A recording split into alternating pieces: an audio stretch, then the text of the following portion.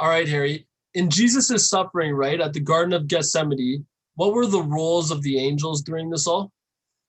Okay, in Matthew 26, verse 53, Jesus says to the disciples, "My Father will at once put at my disposal more than 12 legions of angels." Now, how many angels is a legion? We got to figure that out. Not I just think, 12, is it? no, 3,000, I think. Wow. Yeah, so and so it's huge numbers. And really, so anyways, but Jesus said, then what that would all defeat the purpose. So because that's not what he came to suffer, to be the sacrifice, to sacrifice his life so that we can live. If he didn't die, we couldn't live. And then but so Jesus was aware that this was available to him, and he didn't want that or need that. Then in Luke 22, verse 43, it says, an angel encouraged him. One angel encouraged Jesus while he was praying in the garden and gave him the courage he needed to face the day, or to face the night, I guess you might say, and the suffering for the next day. So it was a tremendous agony that Jesus was in, but an angel came and encouraged him. And so then I was thinking further, like where else do angels play a role? In Acts 12, verse 6, Peter was sleeping in prison. Uh, his co-worker James had just been killed a few days earlier. It was Passover season, and Peter couldn't be tried or executed during that time. So the next day was going to be the day that he was going to be condemned and executed, and Peter was sleeping. He was okay Yeah. with. Do you think he just was in that much relationship with God that he's like, yeah, his will be done? Yeah, That if we're, I'm just gonna go to sleep like every other day. yeah, it was kind of interesting too, because nobody else was sleeping. All the people, all the his Christian friends were all praying for him. They were all staying up praying, but Peter was sleeping.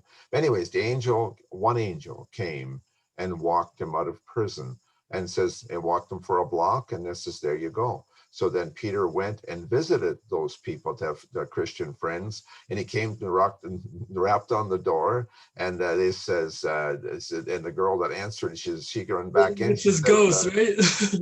she says, Peter's here. I says, that can't be, he's in prison. Well, what are you praying for? But anyways, so Peter came and brought, and introduced himself and so on.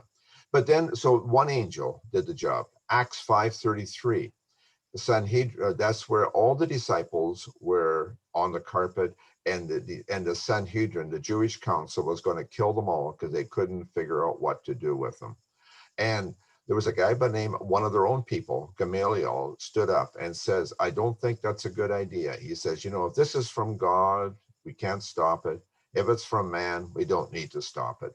And what's really neat about that, it wasn't even an angel that saved all those 12 disciples. Again, by this time there were 12. And it was just one of their own. God works in many mysterious ways.